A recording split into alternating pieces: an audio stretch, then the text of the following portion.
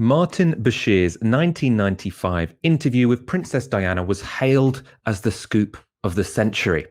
And even people who are too young to remember watching the original show, I include myself in that category, most of you will likely have come across this particular clip.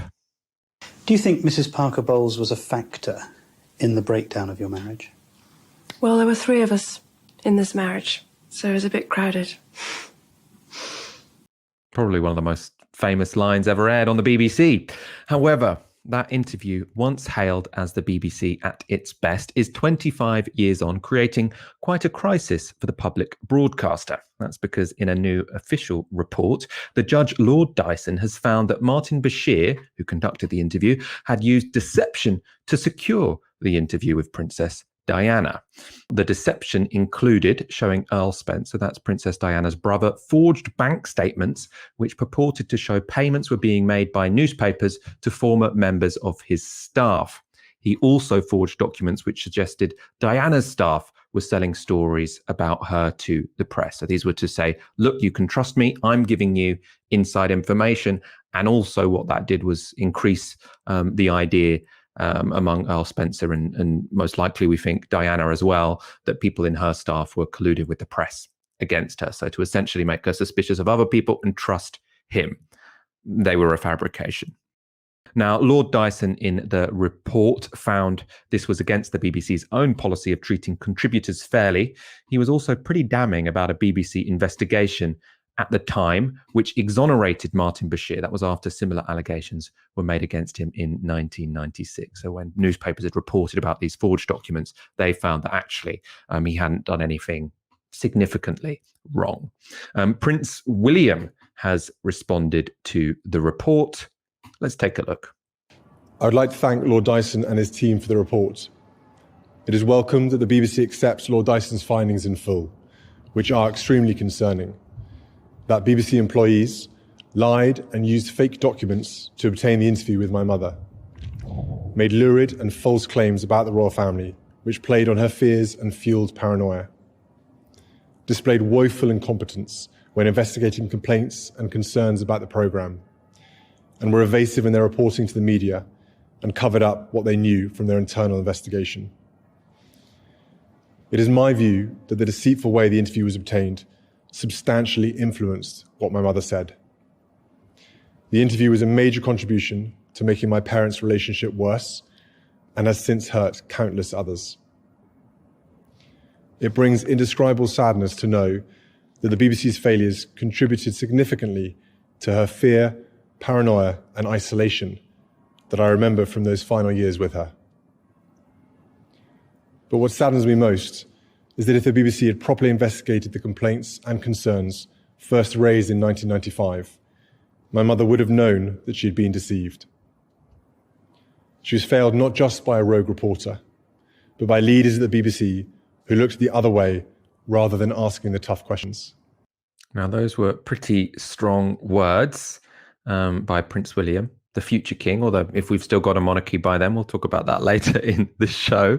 And suggestions that Bashir's dishonesty led to Diana's paranoia, I think, when that clip were what most stood out. He's saying this contributed to, in part, the breakdown of my parents' marriage. I'm not sure quite if the timings work out there, but anyway, that's his perspective on what happened. Ash, should we care that Martin Bashir lied to get an interview with Princess Diana and that for 25 years the BBC failed to properly investigate it? Well, look, you can care or not care as much as you like with this one, but I do think it's politically significant because of the problems it presents for the BBC. Because Martin Bashir was investigated 3 times before the Lord Dyson report happened. And lots of doubt was cast on the methods by which he obtained the interview relatively quickly after that panorama first aired. And so it was looked into 3 times. The investigation was helmed by Lord Hall, who at the time was the director of news, and he then became director general.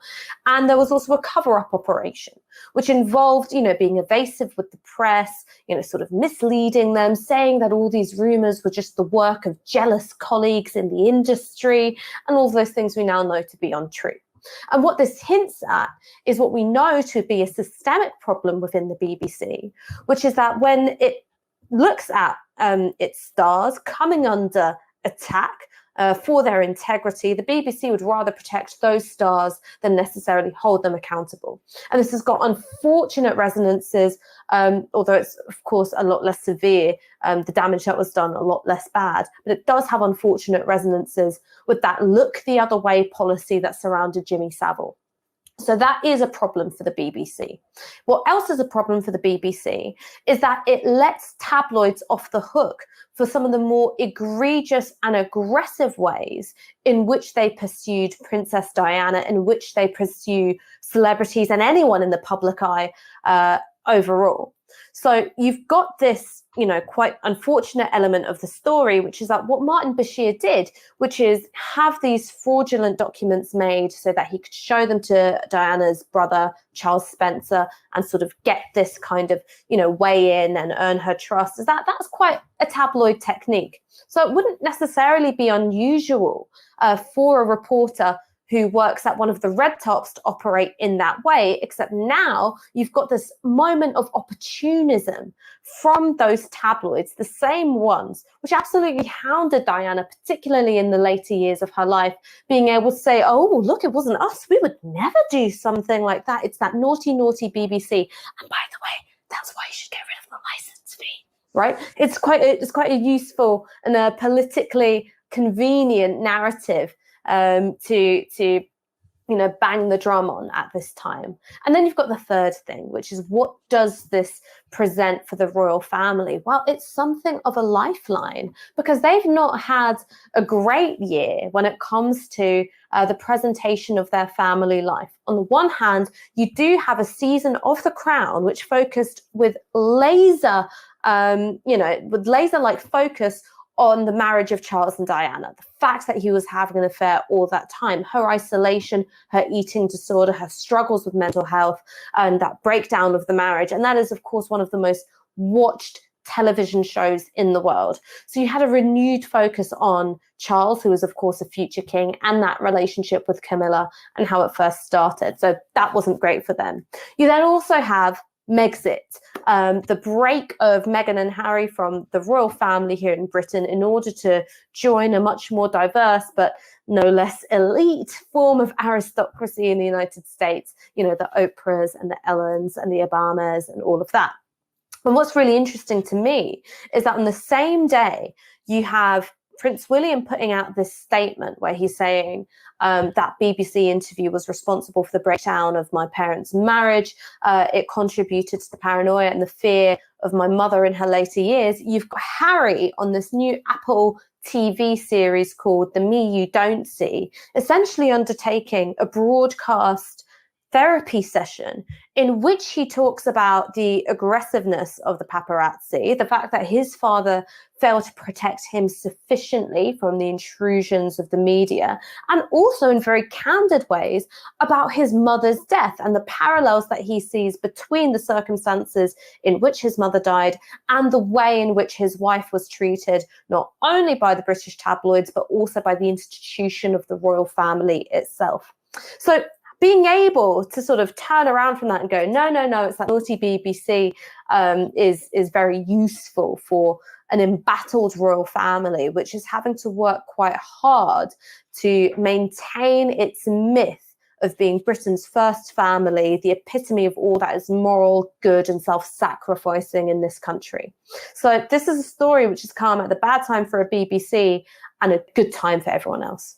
Yeah, everyone else in the story, I suppose, is the key part of that. For me, something that strengthens the royal family and weakens the BBC and strengthens the tabloids. I mean, that's kind of a depressing picture, isn't it?